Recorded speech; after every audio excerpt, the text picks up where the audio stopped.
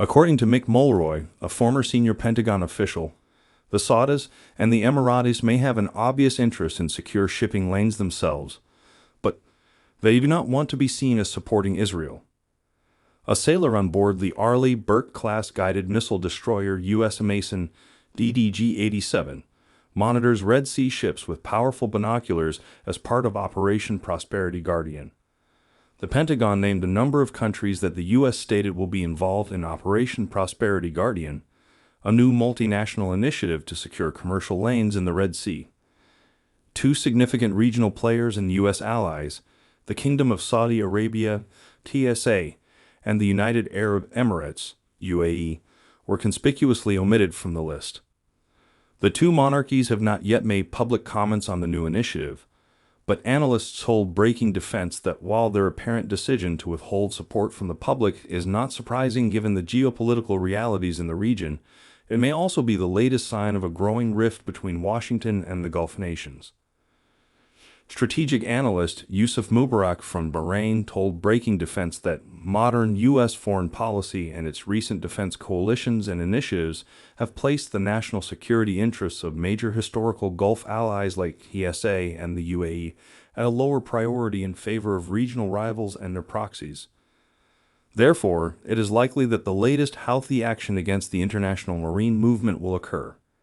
The U.S. Defense Department first stated on December 18 that 10 nations, the U.S., the U.K., Bahrain, Canada, France, Italy, Netherlands, Norway, Seychelles, and Spain, would be taking part in Prosperity Guardian. As many as 20 countries had pledged support for the effort, according to Pentagon Press Secretary Pat Ryder 3 days later, but some of the initial countries, including Spain and Italy, eventually released public remarks that seemed to distance themselves from it. The new endeavor is part of the Combined Maritime Forces, which is composed of 39 foreign partners, including the UAE and TSA. Regarding the geopolitical landscape, former senior Pentagon official and Middle East Institute fellow Mick Mulroy told Breaking Defense that the UAE and TSA were likely worried about how the public would see the prolonged conflict between Israel and Hamas in Gaza. He declared, "I think politics does have some effect. The United States is attempting to portray this endeavor as being associated with safeguarding global trade and the entitlements to utilize international waterways, rather than endorsing Israel and Gaza." Mulroy stated that although the Saudis and the Emiratis clearly want safe trade routes for themselves, they do not want to be seen as supporting Israel. When Breaking Defense asked for comments for this report, representatives of the Saudi and Emirati foreign and defense ministries did not immediately reply. According to Mubarak, the Gulf countries probably felt shunned by the U.S. when they had previously attempted to voice concerns about the Houthi rebels, a Yemen-based organization that has been at odds with the UAE and KSA for years and is currently using drones and missiles to assault trade channels. Therefore, according to Mubarak, the two might as well leave this escalated phase, Prosperity Guardian, to those who refuse to nip it in the bud.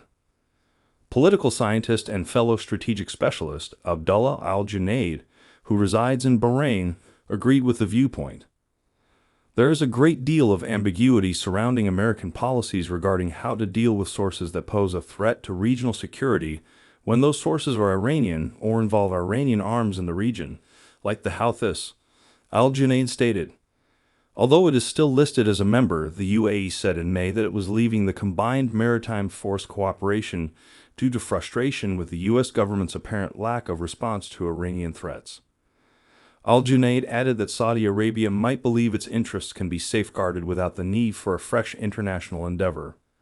All waters with operating depth, both at sea and on land, have been secured by the Saudi fleet. Many Houthi drones were intercepted thanks in part to the sophisticated role played by the Saudi air defense system, he claimed. Al-Junaid told Breaking Defense, "Therefore, it is capable of handling any emergency, and it will not want to give up part of its sovereign decision over the work of its Western fleet to any allied party." Regarding Bahrain's public engagement in the face of hostility from its neighbor, a number of analysts concurred that this was also expected given that Bahrain is home to Combined Task Force 153, the organization leading Prosperity Guardian, and the U.S. Navy's Fifth Fleet.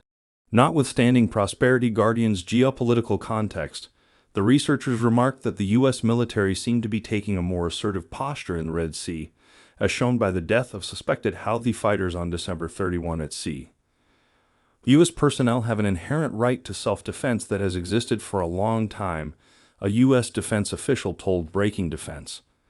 Maritime security in the Gulf of Aden, Bab al-Mandeb, and the Red Sea is under the jurisdiction of CTF 153.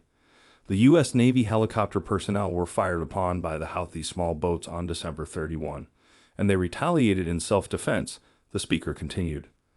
Mulroy stated that he believes the White House has decided, at the Pentagon's urging, that they needed to do more than deflect attacks on commercial vessels and naval vessels.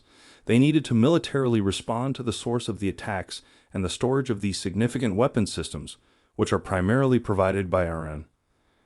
Senior consultant to the Center for Strategic and International Studies International Security Program, Mark Canchin, added that the U.S. seemed to be taking a more aggressive approach against Houthi attacks as those attacks can continue and damage ships. If the United States attacked shore installations, I wouldn't be shocked.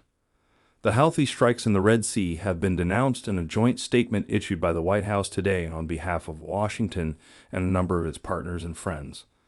Saudi Arabia and the United Arab Emirates were not among those that released the declaration, but Bahrain was. Hope you were able to find some useful content in this briefing. Thanks for watching. See you in the next video.